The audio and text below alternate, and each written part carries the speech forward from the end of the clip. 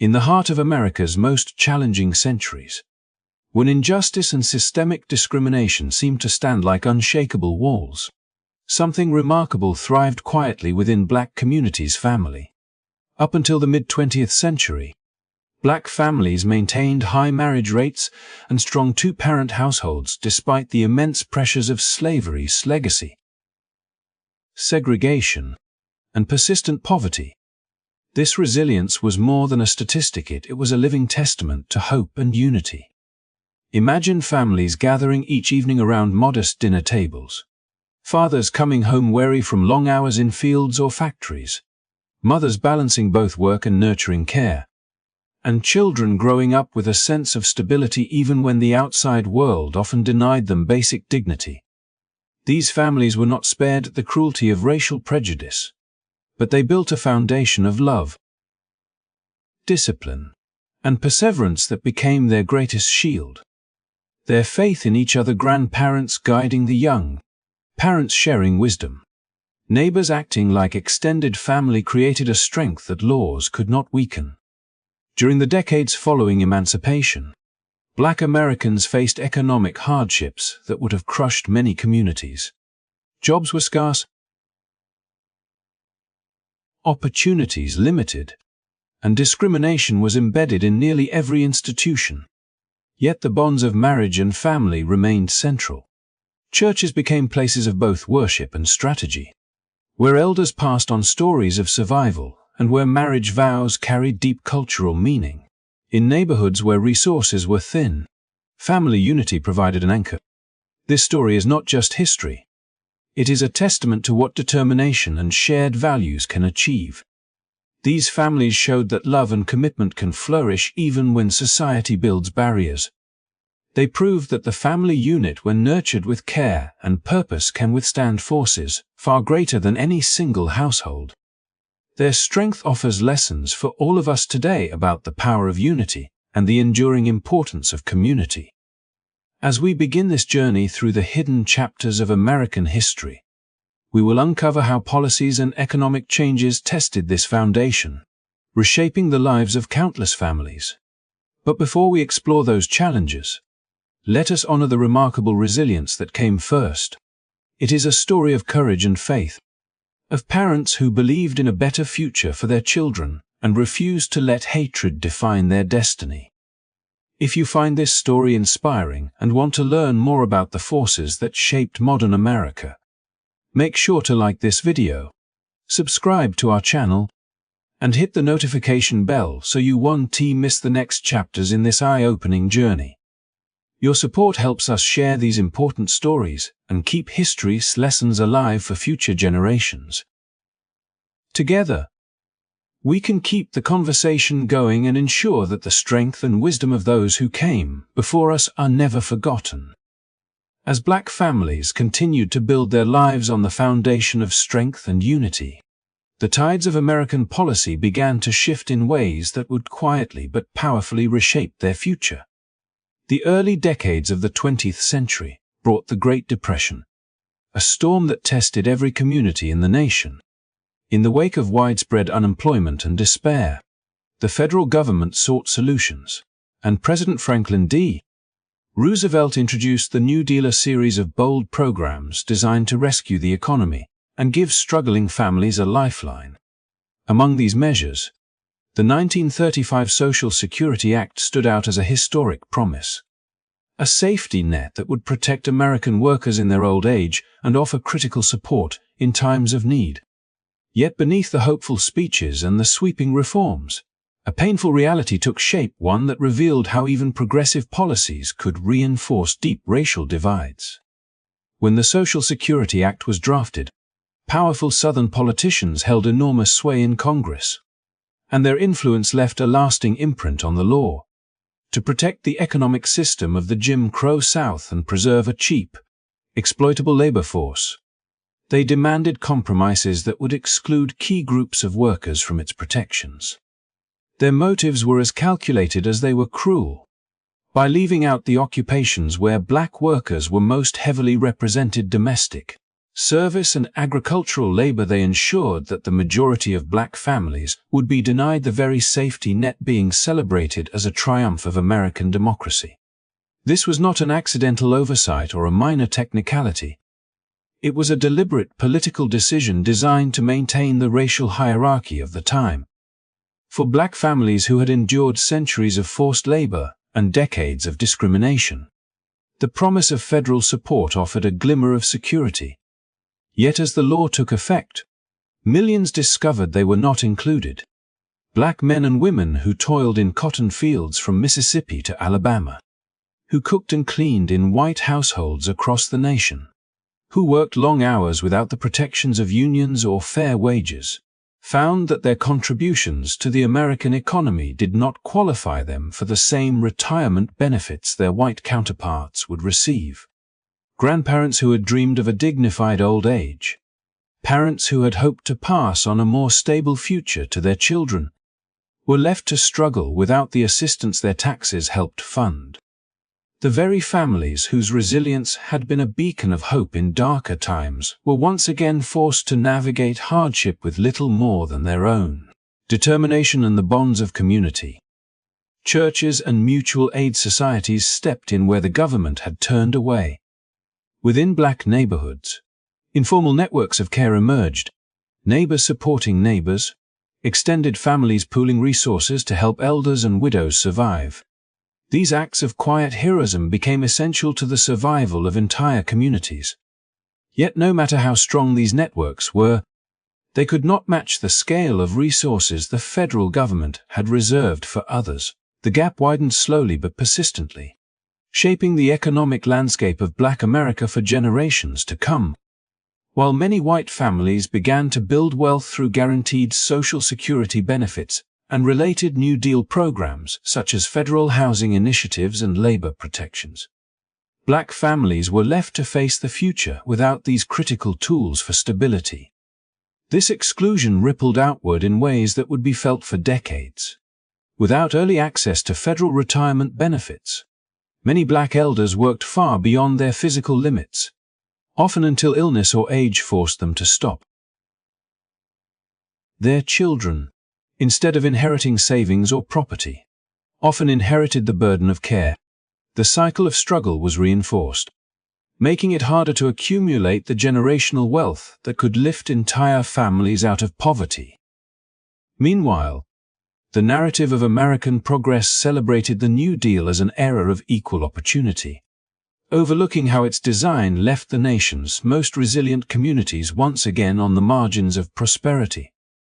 Yet within this injustice lay a testament to enduring perseverance. Black families refused to let exclusion define their destiny. They invested in education, nurtured businesses, and built institutions that carried their own kind of security, one rooted not in government policy, but in cultural pride and collective effort.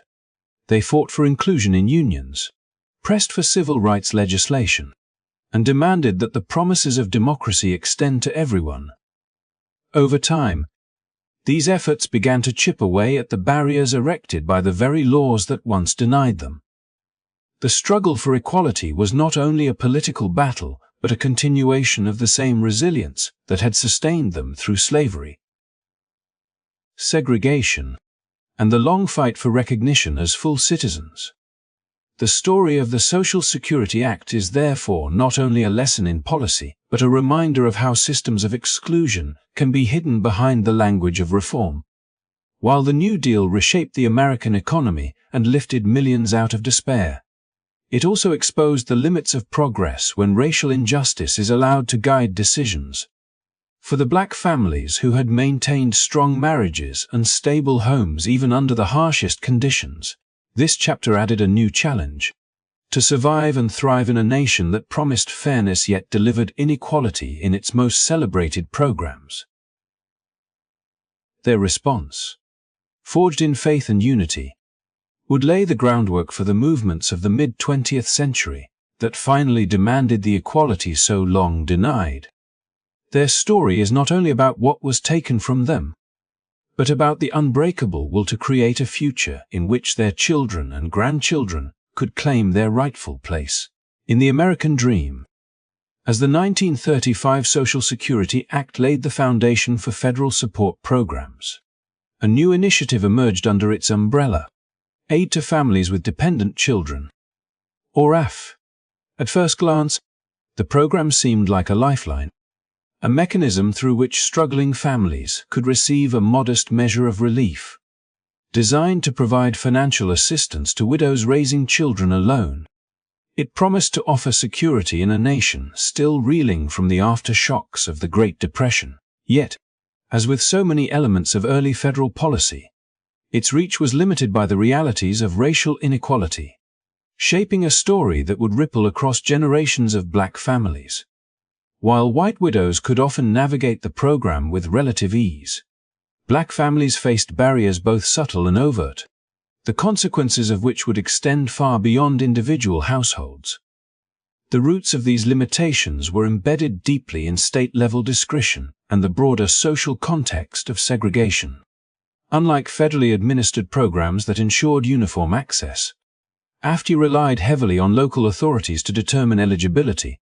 This meant that, in states where racial prejudice was systemic and codified through Jim Crow laws, black applicants were frequently met with stringent scrutiny. The program's original intent, while neutral in theory, became entangled with existing social hierarchies that privileged white recipients.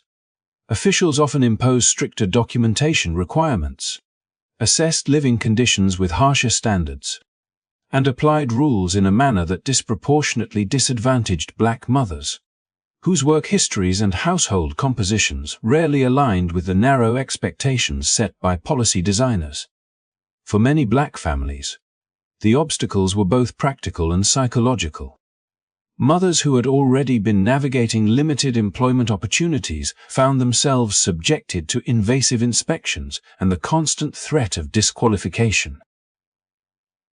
Social workers, charged with evaluating eligibility, wielded significant power, and their judgments could mean the difference between a family receiving a few dollars of relief or receiving nothing at all. Even when benefits were awarded, they were often meager, insufficient to cover the basic costs of rent, food, and childcare. The disparity in access was stark. While white widows could count on a modest but stable supplement, black mothers had to contend not only with financial scarcity, but with the constant anxiety of navigating an unpredictable bureaucratic system that seemed designed to exclude them. This unequal access did more than strain the immediate financial well-being of black families. It reshaped the very structure of households across communities, as eligibility rules and state-imposed restrictions reinforced the challenges of sustaining two-parent homes. Some fathers found themselves increasingly marginalized. Programs often operated under rules that penalized households with two adults, effectively discouraging cohabitation in families receiving aid. A mother might be eligible for assistance only if no adult male resided in the home, a stipulation that subtly incentivized the absence of fathers. For families already coping with limited employment opportunities,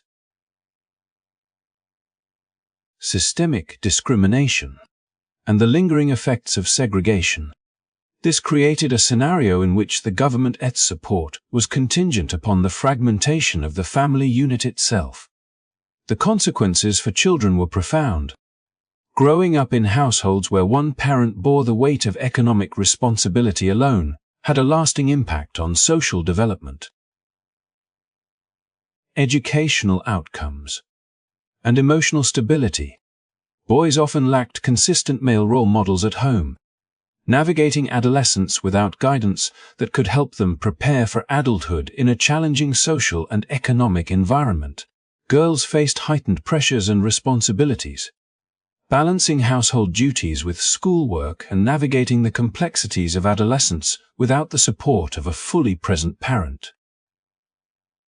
These effects, compounded by systemic poverty and racial discrimination in broader society, created cycles of hardship that extended from one generation to the next, making social mobility an even more elusive goal. At the same time, communities did not remain passive in the face of structural barriers. Churches, local associations, and extended families acted as alternative networks of support, fostering resilience and solidarity. Mutual aid societies pooled resources to assist families in crisis, offering a combination of practical help and moral support that government programs frequently failed to provide. These informal safety nets, though vital, were insufficient to fully offset the limitations imposed by AFC's design and administration. The disparity in governmental support meant that black families had to rely on extraordinary resourcefulness and collective effort to survive, even as white families benefited from a system that reinforced their stability and, by extension, their access to future opportunities. As the mid-20th century progressed, the inequities of AFCA and related welfare programs became more visible, feeding debates over social policy and racial justice. Scholars and activists began to trace the connections between state-administered restrictions, discriminatory enforcement practices, and the broader economic and social marginalization of black communities. The program's original promise to protect families in need had been compromised by a combination of systemic racism, political compromise, and bureaucratic discretion. By the time the civil rights movement gained momentum, the disparities in welfare access had already contributed to long-standing inequalities, reinforcing patterns of poverty and shaping the very landscape of family life in Black America. Yet amidst these challenges, black families continued to demonstrate remarkable resilience, finding ways to thrive despite the odds. They leveraged education, faith, and community solidarity to create stability where governmental support had fallen short. They established businesses, nurtured schools, and built institutions that reflected their values and aspirations, ensuring that the promise of opportunity, though delayed, remained alive for future generations. The story of AFCA is therefore not only a tale of exclusion but a testament to determination, illustrating how families could navigate systems designed to marginalize them, transform adversity into strength, and lay the groundwork for broader societal change. Ultimately, the history of AFCA serves as both a cautionary tale and a beacon of hope.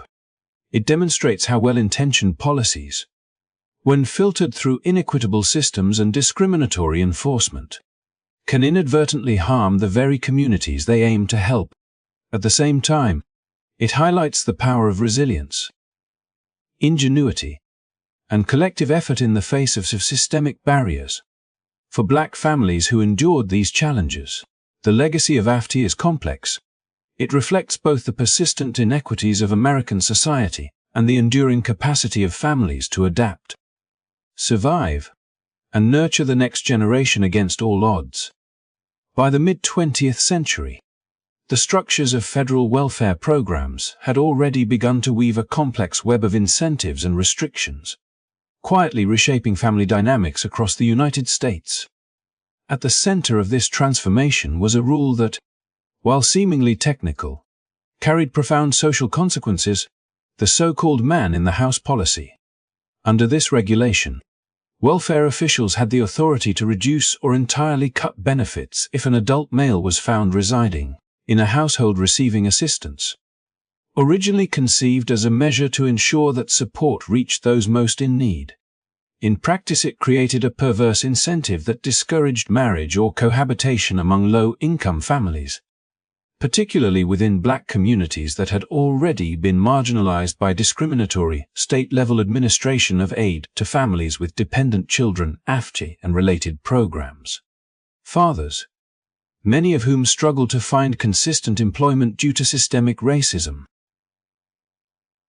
deindustrialization, and shifting labor markets, suddenly faced the stark choice of staying with their families or providing access to the modest financial aid that could sustain their children's basic needs. The consequences of this policy were immediate and far-reaching.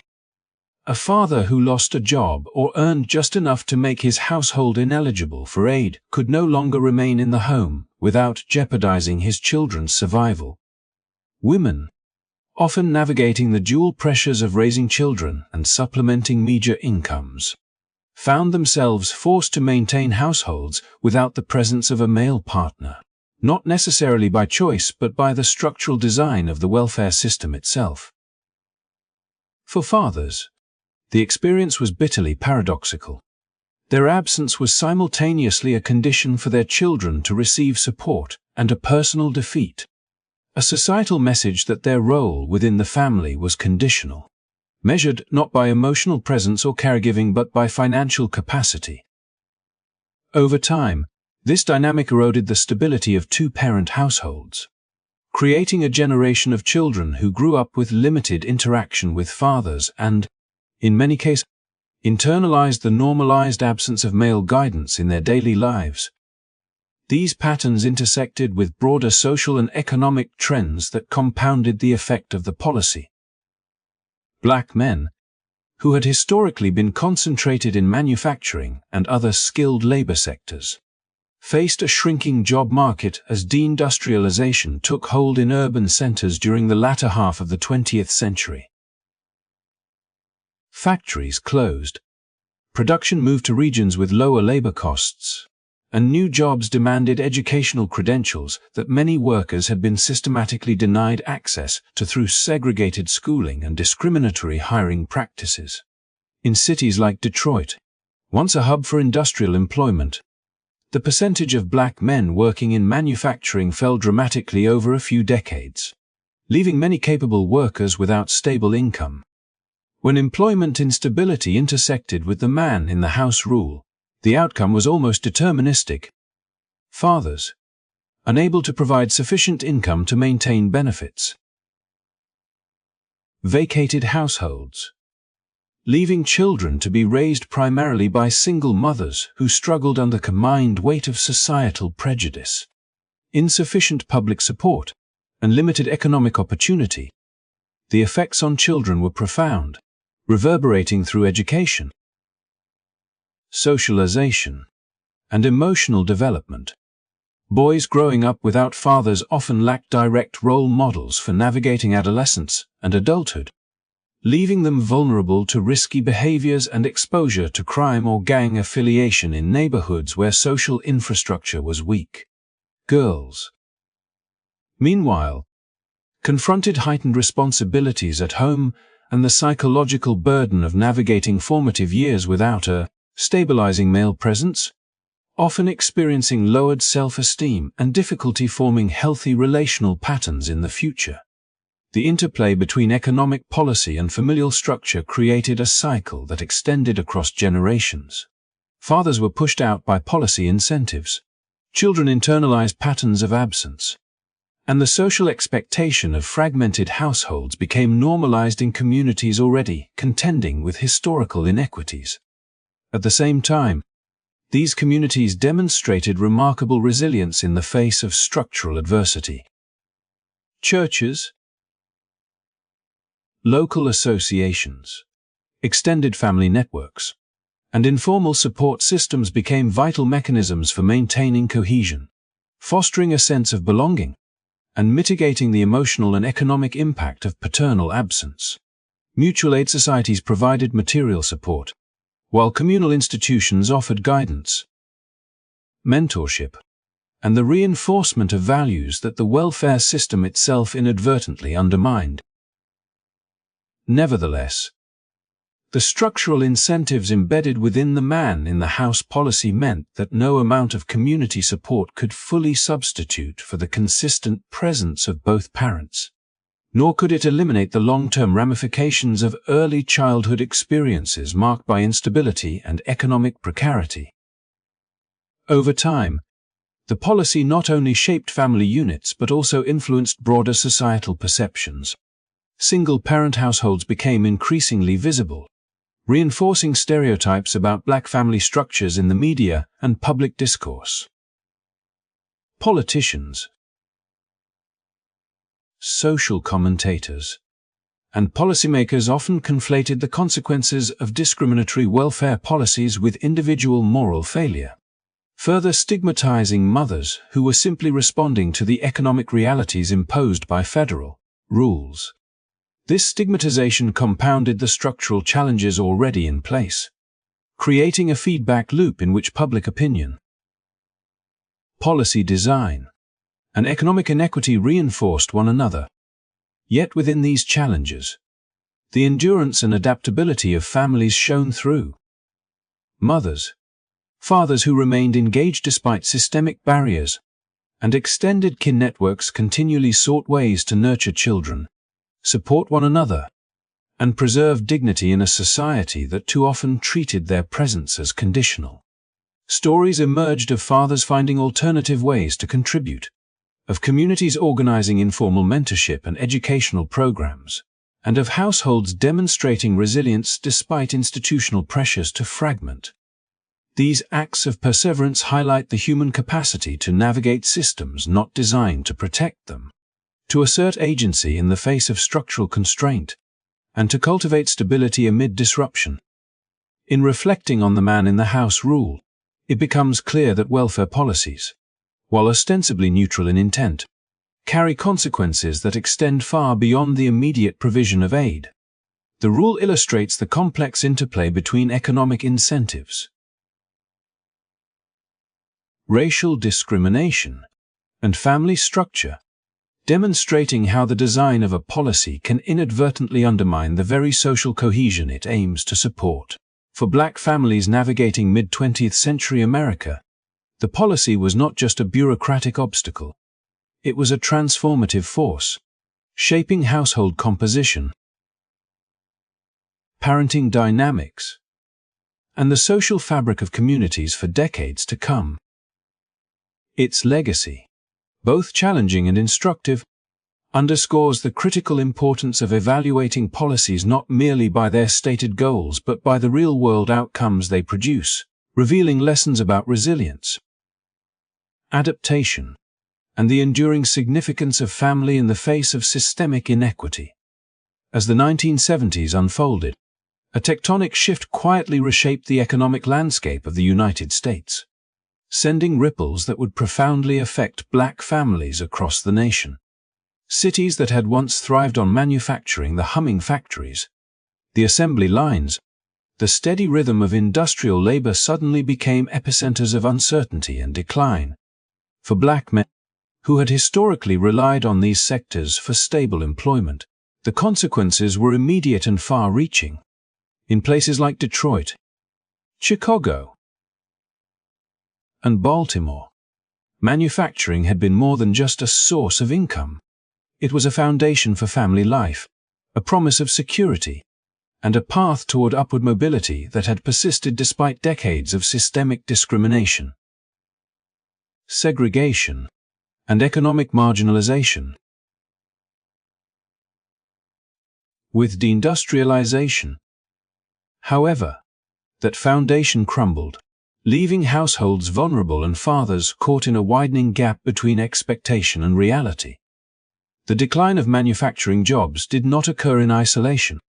It coincided with technological advancements that demanded new skills, the globalization of production that moved labor overseas, and the suburbanization of wealth that siphoned resources away from inner cities. Black men, many of whom had only limited access to quality education due to segregated schools and unequal funding, found themselves increasingly unqualified for the emerging service-oriented and technical industries. The result was a profound mismatch between the labor market and the skills available in communities already struggling under systemic inequalities.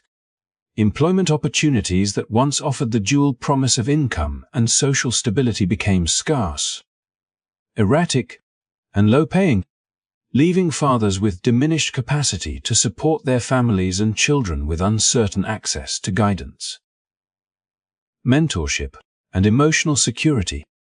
This economic reality intertwined with federal and state welfare policies in ways that further complicated family structures. The man-in-the-house rule, which had already incentivized the absence of fathers from welfare recipient households, now intersected with job scarcity to create a cycle of separation that was hard to break. Fathers who could no longer secure sufficient wages found themselves effectively excluded from their homes, not by personal choice but by a system that prioritized financial eligibility over the preservation of family bonds. For many black families, this meant that economic necessity dictated household composition. Fathers left to qualify children for assistance, mothers navigating the dual pressures of caregiving and low-wage employment, and children growing up in environments marked by instability and limited paternal involvement. The psychological and social consequences of this economic upheaval were equally profound. Boys growing up without stable male figures often struggled to find models for navigating adolescence and adulthood, with many turning to peer networks, street culture, or gang affiliation as substitutes for absent guidance.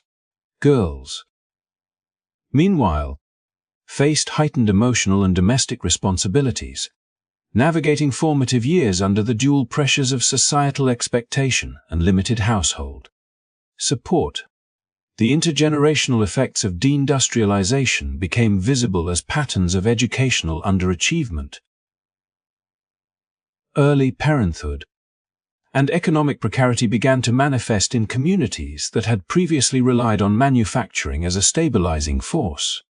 It was not merely poverty that shaped these outcomes, but the structural realities of a changing economy that disproportionately affected black men and, by extension, the families who depended on them. Yet even in the face of these formidable challenges,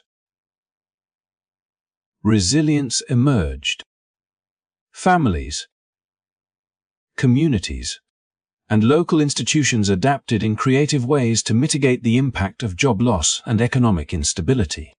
Extended kin networks provided informal childcare and financial support. Churches offered mentorship and guidance, and grassroots organizations developed programs aimed at skill development and employment assistance. These efforts, while vital, could not fully compensate for the structural absence of opportunities for steady, well-paying work. The stories of fathers who sought alternative employment, navigated multiple jobs, or contributed in non-monetary ways reflect the human determination to maintain familial bonds and social cohesion, even when policy and economics seemed stacked against them. Deindustrialization also highlighted the stark contrast between black and white workers in adapting to the evolving economy. White men, often with better access to higher education and social networks, could pivot to emerging sectors such as technology, finance, or healthcare, securing positions that maintained or enhanced household stability. Black men, systematically excluded from these advantages, found upward mobility increasingly elusive, reinforcing economic disparities that translated directly into family instability. The decline of stable, unionized manufacturing jobs stripped away not just income, but the sense of agency, dignity, and social expectation that had historically anchored households, leaving communities to grapple with a new normal in which financial precarity and fragmented family structures became increasingly visible. The broader implications for black communities were profound. Economic instability undermined marriage rates, increased the prevalence of single-parent households, and reinforced cycles of dependency that welfare programs had inadvertently exacerbated. Policy interventions, from cash assistance to employment programs, could not fully account for the compounded effect of systemic labor market shifts, structural racism, and educational disparities. The result was a generational challenge. Children raised amid these pressures faced obstacles not only to economic opportunity but also to emotional development, social mobility, and the cultivation of stable family bonds. Despite these challenges, the narrative is not solely one of decline. Communities demonstrated remarkable resilience in fostering informal networks of care, mentorship, and support. Local organizations and faith-based institutions worked tirelessly to provide youth with alternatives to street culture, to offer vocational training, and to sustain hope in an environment where economic opportunity was limited. fathers who remained engaged despite systemic barriers, mothers who juggled multiple roles to ensure their children's well-being, and neighbors who pooled resources all contributed to a fabric of resistance that countered, in small but meaningful ways, the forces undermining familial stability. Deindustrialization, in this sense, was both a catalyst for systemic disruption and a lens through which to understand the intricate interplay between economy, policy, and family life. The loss of manufacturing jobs did not merely reduce income, it reshaped the social landscape, redefining the possibilities for household composition, parenting, and intergenerational support. Black families, already navigating the legacy of discriminatory welfare policies and limited access to economic opportunity, faced challenges that extended far beyond employment alone, encountering a social reality in which sustaining family cohesion required extraordinary resilience, creativity, and mutual support. The story of this period illustrates not only the fragility of economic foundations but also the enduring human capacity to adapt, persevere, and protect the core of family life amid transformative societal change. By the late 1990s, the landscape of social welfare in America underwent another profound transformation, one that promised reform yet often delivered unintended consequences, particularly for Black families already grappling with the legacies of economic exclusion. Fragmented households and systemic discrimination. The shift came in the form of the replacement of the Aid to Families with Dependent Children (AFICH) program with Temporary Assistance to Needy Families (TANF), a policy initiative that introduced stricter requirements designed to reduce long-term dependency on government support. At first glance, TANF appeared to be a solution to systemic inefficiencies, with its focus on promoting work, encouraging personal responsibility, and incentivizing family cohesion. Yet beneath the policy's ostensibly practical goals lay a series of mechanisms that, while well-intentioned on paper, often exacerbated the hardships for those already navigating precarious social and economic circumstances. Under TANF, families were subject to time limits that placed a 5-year cap on cash assistance. Regardless of economic context or local labor market conditions, the program required single parents, primarily mothers, to find work within 2 years of receiving aid, a mandate that often collided with the realities of limited access to childcare, and even educational preparation, and employment discrimination.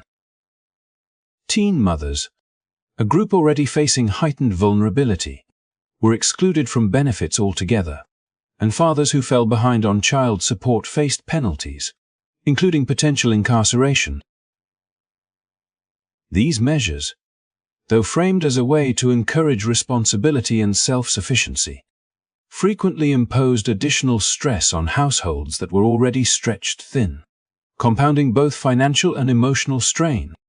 For Black families, the consequences were particularly stark, as these reforms intersected with enduring structural inequities, generations of discriminatory labor practices,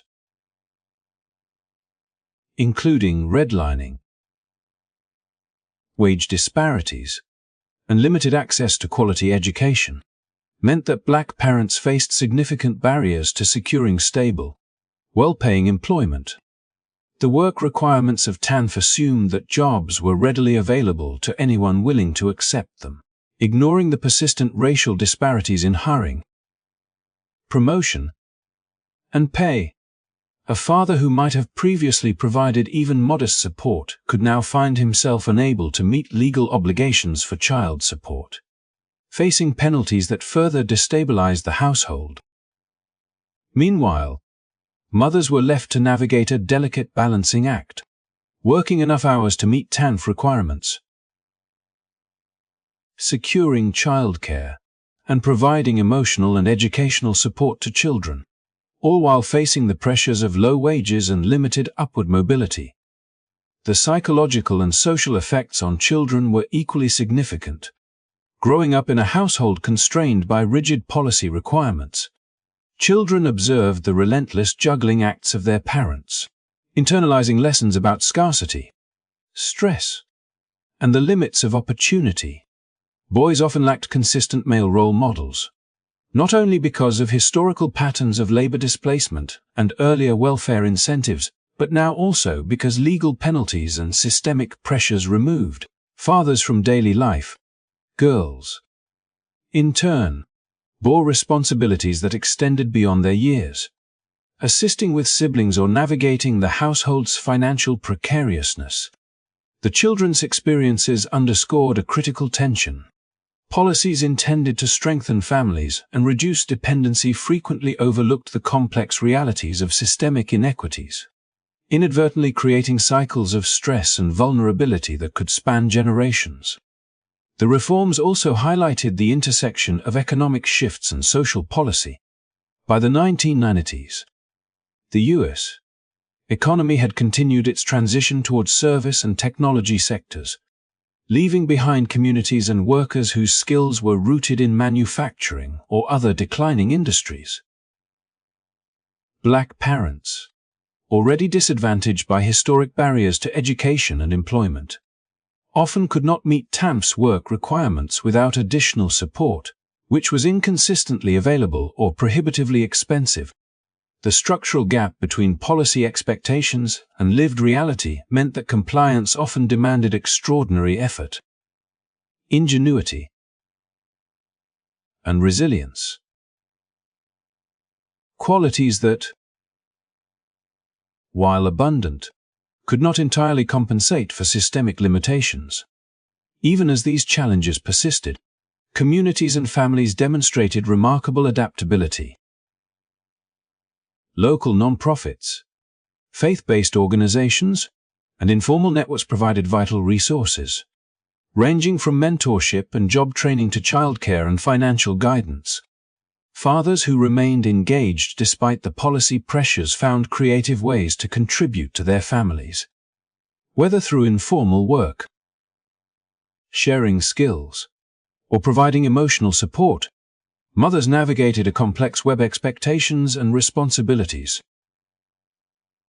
balancing work, education, and household management in ways that reflected both ingenuity and perseverance.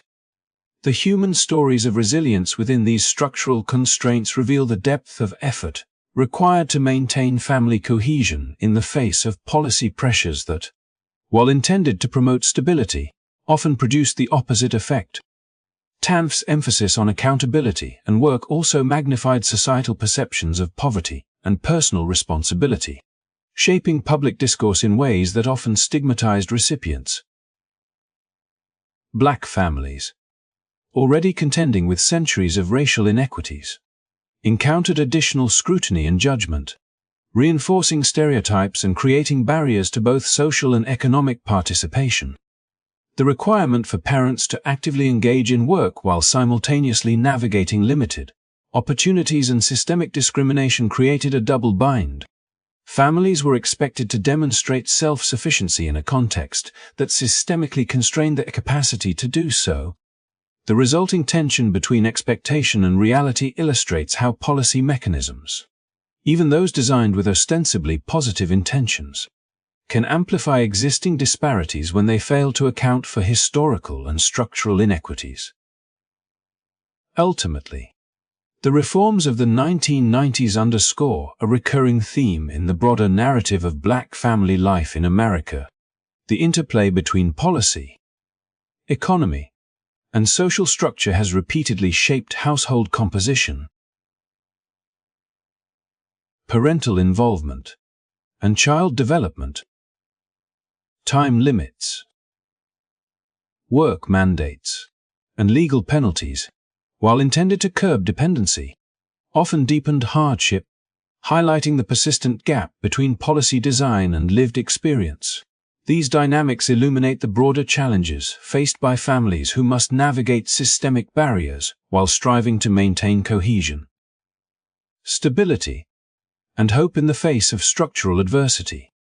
By examining these reforms within the context of historical and economic trends, it becomes clear that fostering genuine opportunity requires more than policy enforcement. It demands a nuanced understanding of history, community, and the human dimensions of family life.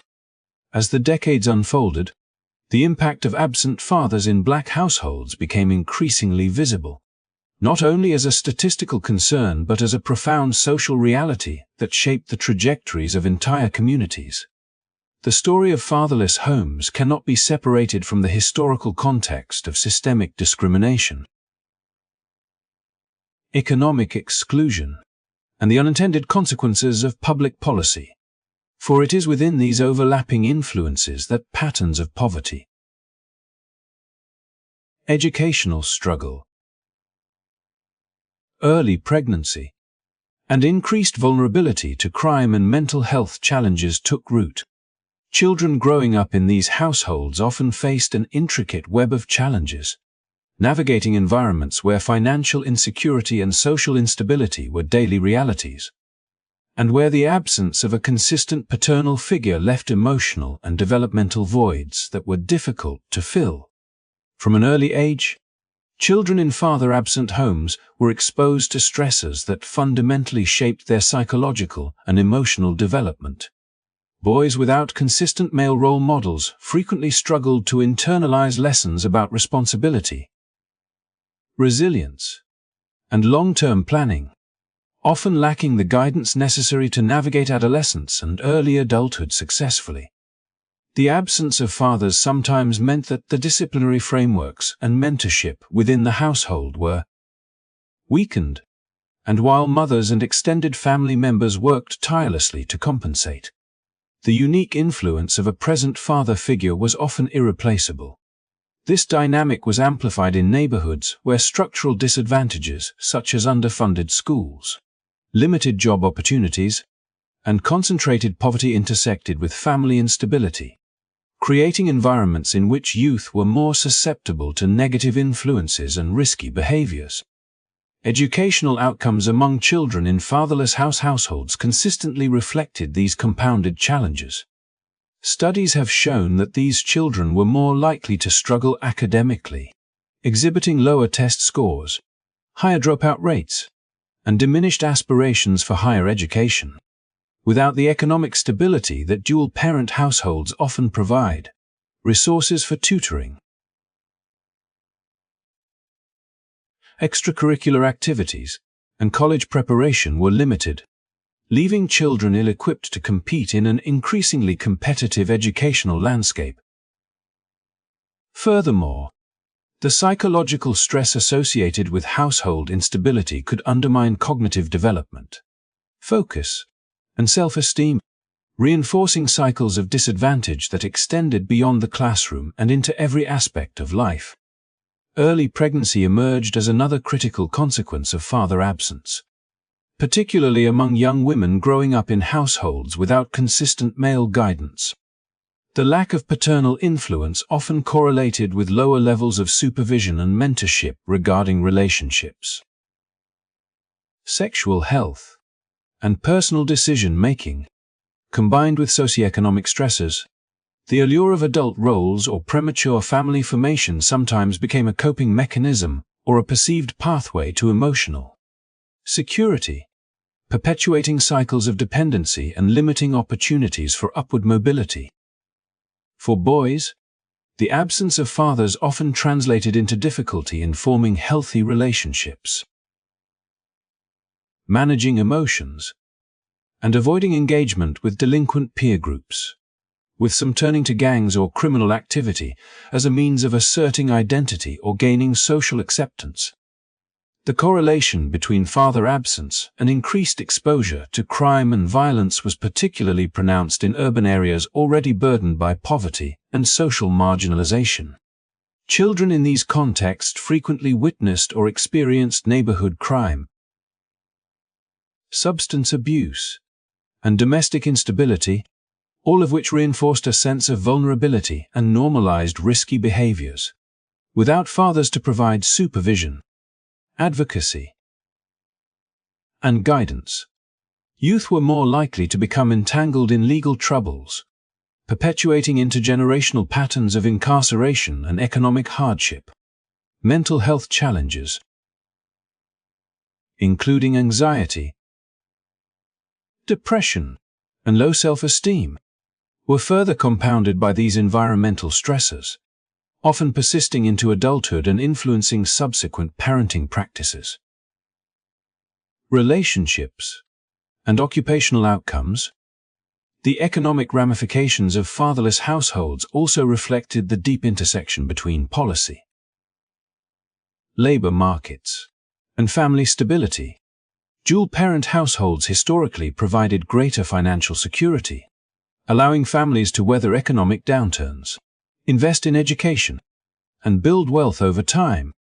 The absence of a father frequently meant reliance on a single income or public assistance, which, while vital for survival, was often insufficient to provide the stability and opportunities that support upward mobility. Children grew up with constrained access to resources, witnessing their parents' struggles to meet basic needs while managing the demands of work, caregiving, and navigating complex bureaucracies. This exposure shaped attitudes toward work, education, and ambition, influencing life choices and perpetuating cycles of socioeconomic disadvantage. Yet amidst these structural challenges, resilience and community support emerged as critical counterforces. Extended family networks, mentors, faith-based organizations, and community programs often played pivotal roles in providing emotional support, guidance, and resources that mitigated some of the negative effects of father absence. Mothers frequently demonstrated extraordinary resilience, managing households with creativity and perseverance, modeling work ethic, and instilling values that counterbalanced some of the structural deficits. Peer networks and informal mentorship among youth also offered models of positive behavior, though access to these supports was uneven and often dependent on local resources and social cohesion. The patterns observed in fatherless homes reveal a complex interplay between historical disadvantage, economic policy, and family structure. While the absence of fathers is not the sole determinant of outcomes, the evidence illustrates that consistent paternal involvement provides stability, guidance, and economic support that profoundly influence children's development. The story of fatherless households underscores the broader societal implications of family fragmentation, highlighting the importance of policy that recognizes the value of parental presence, community support, and economic opportunity in fostering positive outcomes for children. By examining these dynamics, it becomes clear that addressing the challenges associated with father absence requires not only targeted social and economic interventions, but also a deep understanding of the historical and structural factors that have shaped Black family life, offering lessons that extend far beyond individual households to the fabric of society itself. As we reach the present day, the legacy of systemic inequities and the historical challenges faced by Black families continues to shape economic realities in profound ways. Despite generations of resilience, hard work, and community strength, Black workers remain significantly disadvantaged compared to their white counterparts. Wage gaps persist across industries, with Black men earning approximately 83 cents and Black women only 62 cents for every dollar earned by white men, a discrepancy that compounds over a lifetime and directly impacts retirement security, homeownership, and the ability to build intergenerational wealth. These disparities are not simply the result of individual choices or effort, but are rooted in structural barriers that have existed for decades. From discriminatory hiring practices and unequal access to quality education to the persistent effects of redlining and housing segregation, which limited both neighborhood opportunities and the accumulation of property wealth. Social Security remains a vital support system for countless Black families, providing stability for older adults, people with disabilities, and those who have experienced interruptions in employment. Yet, Even here, inequities manifest. Because lifetime earnings are lower on average for Black Americans, the total benefits received are correspondingly smaller, meaning that reliance on Social Security does not fully compensate for historical and ongoing economic disadvantages. Many Black families depend on these benefits as their primary source of financial security, underscoring both the importance of these programs and the broader failure to close systemic gaps that have persisted for generations. During periods of crisis, such as the 2020 COVID-19 pandemic, these disparities were further amplified, with Black communities disproportionately impacted by job losses, business closures, and housing instability, highlighting the ongoing vulnerability caused by structural inequality. The economic challenges faced by Black Americans today are deeply intertwined with social and family outcomes.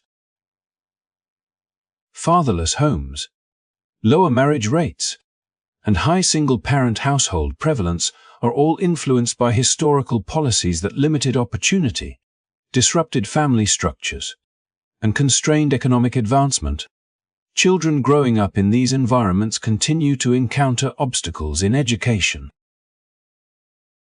career development, and mental health, perpetuating cycles of hardship that are difficult to break without systemic support and reform.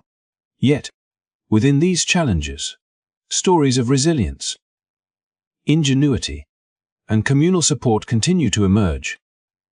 Families, neighborhoods, and organizations work tirelessly to provide mentoring, education, and advocacy, illustrating the enduring strength and resourcefulness of Black communities. Looking at the broader picture, it is clear that addressing these disparities requires both reflection and action.